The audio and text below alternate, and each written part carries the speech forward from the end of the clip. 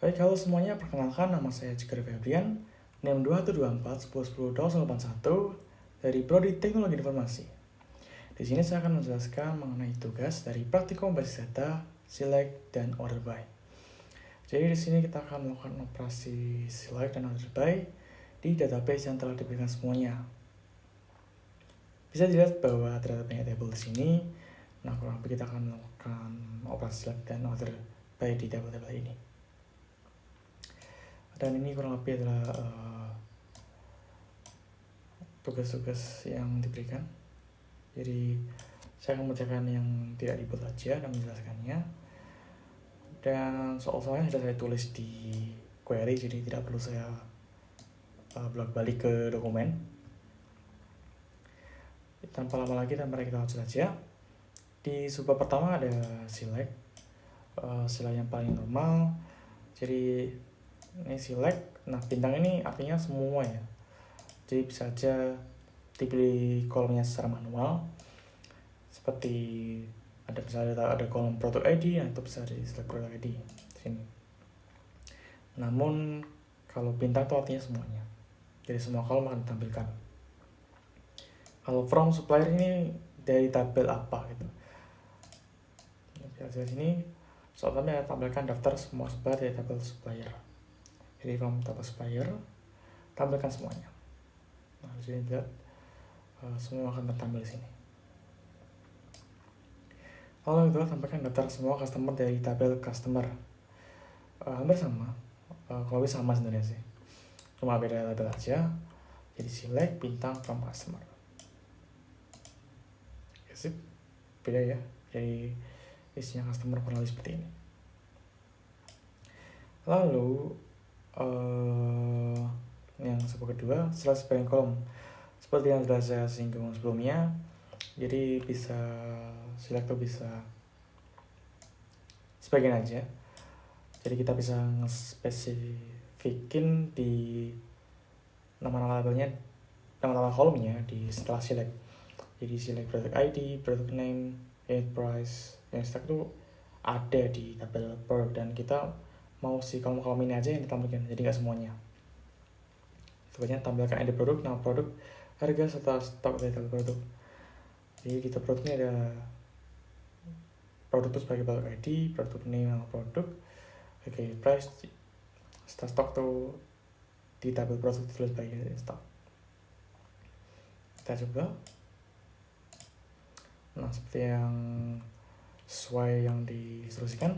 Jadi yang ketampil sini cuma ID produk, nama produk, unit price, dan unit stock.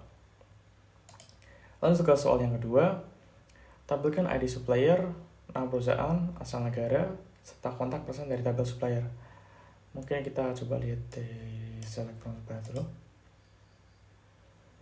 Nah, kita akan lihat kan nggak pasti ID supplier tuh namanya sesuai ya. Jadi ID supplier ditulis sebagai supplier ID, nama perusahaan sebagai company name, asal negara. Kita coba lihat sini region itu kalau bahasa bukan region sih, country. Nah, country itu berarti negara ya. Kalau contact person, nah mungkin kalau person berarti phone sih. Jadi ya kalau person itu wajarnya phone kan. Kita coba jalanin. Ya cuma keempat aja yang tampil dan tidak semuanya. Oke, mungkin lanjut aja yang ke selanjutnya. Ada alias di sini. Jadi mungkin ketika kita ada kolom yang pengen dinamai gitu kan, dengan nama yang berbeda, namun cuma buat sementara gitu loh, nggak buat selamanya, itu bisa pakai S. Jadi misalkan contoh aja nih, biasanya kan pakai bahasa Inggris ya, pakai bahasa Inggris semua tabel-tabelnya, kolom-kolomnya. Nah, namanya pakai bahasa Inggris. Nah kan kalau mau menjelaskan pakai bahasa Indonesia kan agak aneh ya. Mungkin bisa dirubah jadi bahasa Indonesia gitu ya. Select produk ID seperti ini. Soal yang kedua, soal yang pertama, tampilkan ID produk, nama produk, harga, serta stok semua barang dagangan dengan nama kolom ID produk. Jadi ID produk diganti jadi ID produk. Kalau nama produk tetap sama, harga sama, kalau setelah stok semua barang tinggal jadi stok barang. Nah kalau kita lihat kayak gini ya, supaya harian itu bahasa Inggris, nah mungkin bisa diubah ini. Oke, kita coba aja. Jadi pakai cara alias tuh pakai S ya. Jadi nama kolomnya sebelum dirubah, lalu ingin dirubah jadi apa. Jadi dirubahnya bukan permanen ya. Dan ini juga bisa diotak-atik ya. Jadi kayak bar ID prod gitu. Tetap pakai yang nama aslinya. Lalu yang kedua, tambahkan ID supplier, nama perusahaan, asal negara, serta contact person.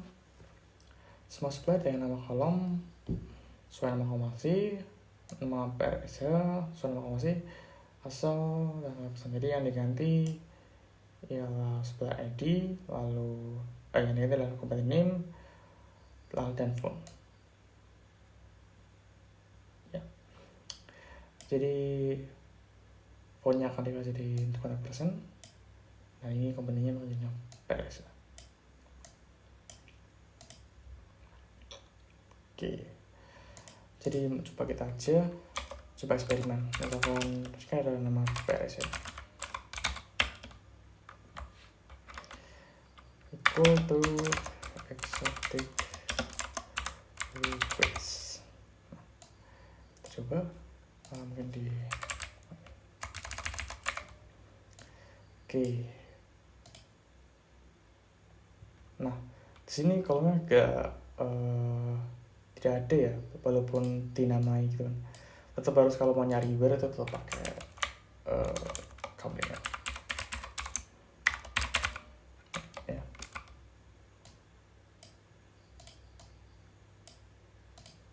Nah itu sih. Sebenarnya ini baru nih jadi materi setelahnya cuma mungkin ya mungkin sekarang dibahas gitu. Jadi untuk nama kolomnya yang untuk sementara tuh nggak bisa diotak-atik gitu. Lalu yang lanjut ke sub selanjutnya itu penggabungan kolom. Jadi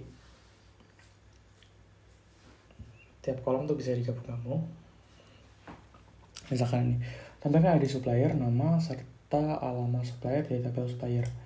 Alamat supplier terdiri atas address, city, dan country. Jadi di tabel supplier itu ada address, city, dan country, dan mau dijadiin satu jadi alamat supplier. Nah jadi pertama ada kita akan sesuai biasa aja, select supplier ID sebagai supplier, company name, nama, lalu alamat. Jadi pertama address biasa, lalu dipisahkan sama garis 2 seperti ini. Lalu pemisahnya itu, lalu selanjutnya kolom selanjutnya yang diinginkan mau digabung, pemisah lagi dan country. Lalu alias ini, jadi mau ditamain sebagai elemen supplier. Karena ini kan kolomnya nggak ada, jadi tetap perlu dinamain. Kalau nggak dinamain nanti jadinya kolom datanya seharusnya. Nah, jadi tetap kalau bisa dinamain gitu. Oke. Jadi tergabung di sini seperti yang di atas, saya bisa sebagai koma, dan berarti kalau di sebelum koma itu address, lalu setelah koma yang pertama itu adalah city, lalu yang koma kedua adalah country. Nah, lalu soal kedua dari penggabungan kolom, ada tampilan nama lengkap dan alamat lengkap employee dari tabel employee. Nama lengkap tadi di atas title, first name, dan last name yang dipisahkan spasi. Nah, jadi kan di sini kan harusnya nggak disuruh pakai apa ya. Nah, sini tuh butuh pakai spasi. Dari itu di pertama select title, lalu ada pemisahnya sebagai spasi, diisikan aja. Jangan dikosongin, kalau dikosongin berarti tuh nggak ada spasi, nggak ada apa-apa, langsung digabung aja. Nah, lalu ada first name sesuai instruksi dan last name. Lalu koma ini berarti selanjutnya gitu. Lalu alamatnya bersama formatnya kayak yang kemarin, yang tadi. Lalu saya aliaskan sebagai alamat lengkap employee. Oke, kita coba. Nah, ini kolomnya belum dinamai, jadi mungkin kita namai aja sekalian. S nama lengkap. Oke. Dan ya. Oke, ternyata gitu. Harus berapa sih ini? Oke, sip. Dan ya, udah ada nama kolomnya sekarang. Lalu yang aku coba selanjutnya adalah kolom bertipe tanggal. Jadi pertama soal adalah modifikasilah kode E dengan mengubah format tanggal menjadi bulannya angka, hari, angka, tahun, angka 4 digit. Jadi kan tanggal tuh bermacam-macam ya formatnya. Ada yang 7 kan angka ya. 7, bulan 2, bulan 4. Sama kan juga kadang kita mau misalkan yang bulannya tuh ada bulannya tuh berwujud huruf gitu, 7 Februari ketimbang 72 2004. Nah, walaupun dicatatkan sebagai date, tanggal yang berwujud angka, tapi itu si SQL bisa merubahnya itu sebagai sebuah huruf gitu. Jadi misalkan kita pakai fungsi now itu akan mencatat tanggal sekarang itu sebagai angka. Namun kita bisa merubahnya sebagai huruf. Seperti yang sama, jadi bulannya akan jadi angka, tetap angka, harinya tetap angka, dan tahunnya tetap angka 4 digit. Nah, cara mengubah ini nggak ada yang berubah ya. Kalau mau angka itu nanti akan mulutnya jadi stands for month sebenarnya. Month kan bulan, lalu DD stands as day, lalu year stands as year. Urutan bulan dari tahun, lalu to char dia akan merubah date itu sebagai apa. Now berarti itu tanggal yang diminta. Now berarti kan karena itu tanggal 27 bulan 5 tahun 2022. Karena ini adalah format angka semua, jadi harusnya munculnya sebagai angka. Dari sini 52722. Di sini juga sebenarnya bisa dikasih semacam pemisah ya harusnya. Oke, coba kita lihat. Nah, di sini kita juga dikasih semacam pemisah. Nah, di sini soal yang kedua ada bedanya sedikit. Jadi si hari ini sebagai nama. Jadi itu akan mengecek tanggal itu tuh hari apa. Hari Kamis kah, hari Jumat kah. Hari ini sekarang harusnya hari Jumat. Kayak itu harusnya Friday. Dan juga angkanya 2 digit. Nah, di sini jadi 2. Jadi kan kalau misalkan ini akan ambil 2 digit terakhir ya. Nah, yang 4 karena sini 4 digit, ini juga punya 2 digit. Maka akan seperti ini. Tanggal 5 D-nya sebagai huruf Friday, betul. Kalau tanya dulu ya. Ini juga bisa data sedikit sih. Jadi misalkan kita D-nya kita coba angkat dan digitnya 3 itu nanti menghitung lebih dari 100 gitu. Jadi dari awal tahun gitu. Nah, lalu kita lanjut ke selanjutnya atau seleksi tanggal. Soal pertama, tampilkan ID pegawai, tanggal lahir, tanggal mulai kerja, serta usia pada saat masuk perusahaan. Nah, kita pakai biasa sebagai employee ID, kalau yang dipilih birthday tanggal lahir, date tanggal mulai kerja, serta usia pada saat masuk perusahaan.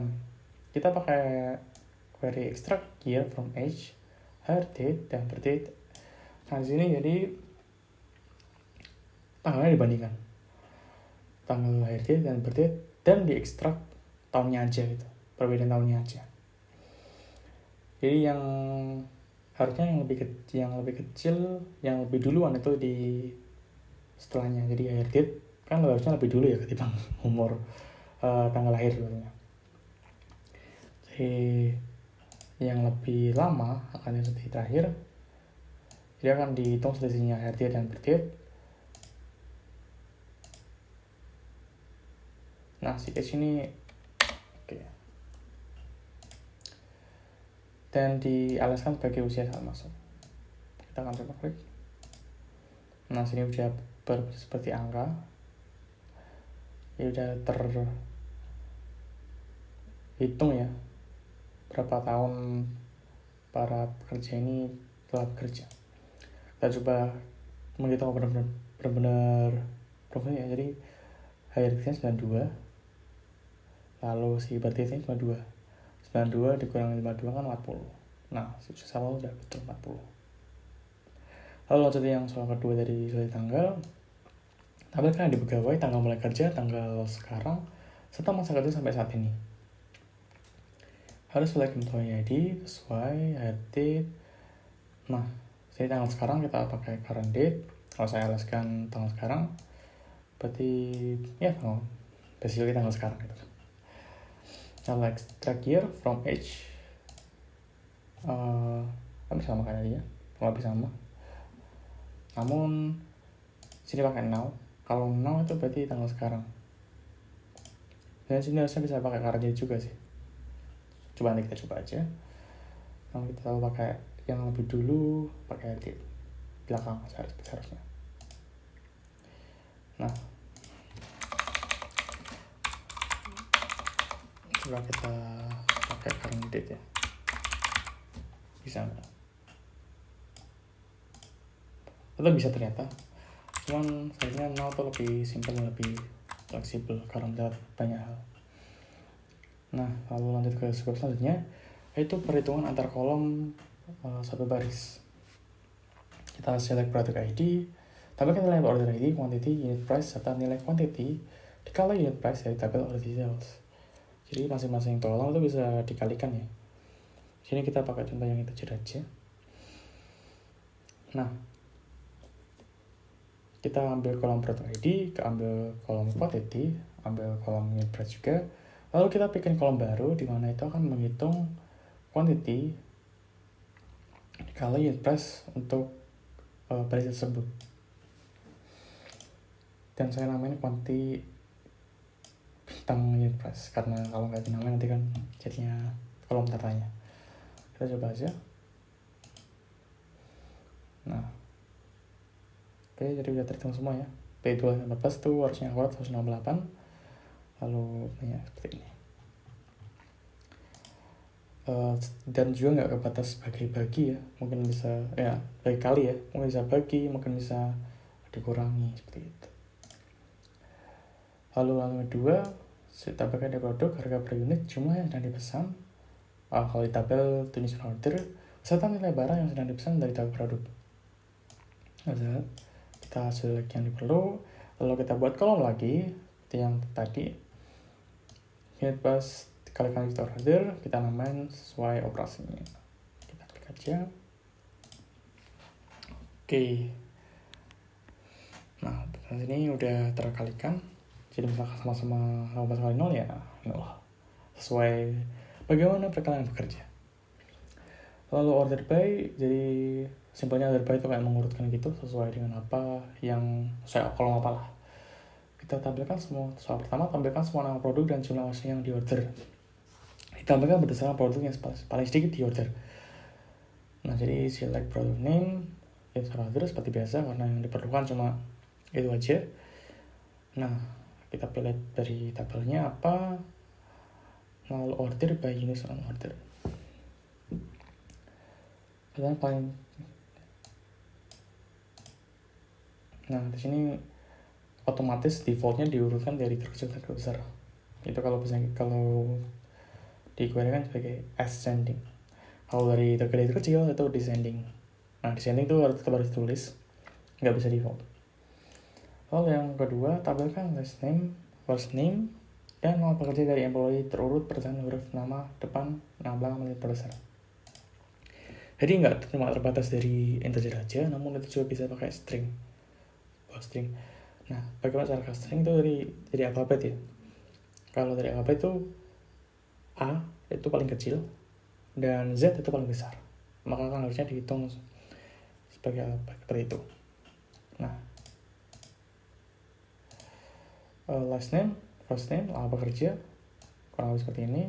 Nggak begitu penting sebenarnya karena nggak bakal poin dari itu, dari from employee, type employee. Lalu order by left last name, ini adalah operasi untuk menentukan huruf pertama dari tiap-tiap baris di kolom itu. Nah, descending kan ini perintahnya dari paling besar ke kecil. Oke. Nah, SPL sedikit lagi benar, S kan tentuannya lebih ini ya, lebih detail yang B. Nah, kalau misalkan dihapus ya tetap B lebih dulu karena emang terkecil kan, gede ascending. Lalu yang terakhir sub terakhir adalah sorting 2 kolom. Cuma ada satu soal, tambahkan nama produk, harga, dan harga yang telah diberikan diskon 2%. Tabelkan berdasarkan nama produk dan harga real paling mahal. Select product name, lalu unit price dikalikan 0,75 karena diskon 20% ya. Kalau begitu matematikanya, kalian sebagai harga setelah from product. Order by product name dash unit price dash. Cara kerja si sorting 2 kolom ini kita akan urutkan berdasarkan yang pertama, jadi diurutkan berdasarkan product name dash dari yang kecil. Kita coba aja dulu. Nah, di sini mungkin harusnya emang Z dulu, lalu W, lalu V, dan kecil pun yang paling A. Nah, di sini biasanya apabila ada yang sama gitu kan, nama produknya sama, misalkan si Zenskoken ini punya 2 nih, ada 2 baris yang berisi Zenskoken, namun si unit price-nya beda. Nah, itu baru si unit price ini sortingnya baru bekerja gitu Kalau lebih itu aja yang bisa saya jelaskan mengenai tugas dari praktikum PSD kali ini. Mohon maaf jika ada salah kata dan banyak salahnya. Saya juga Berian pamit undur diri. Terima kasih.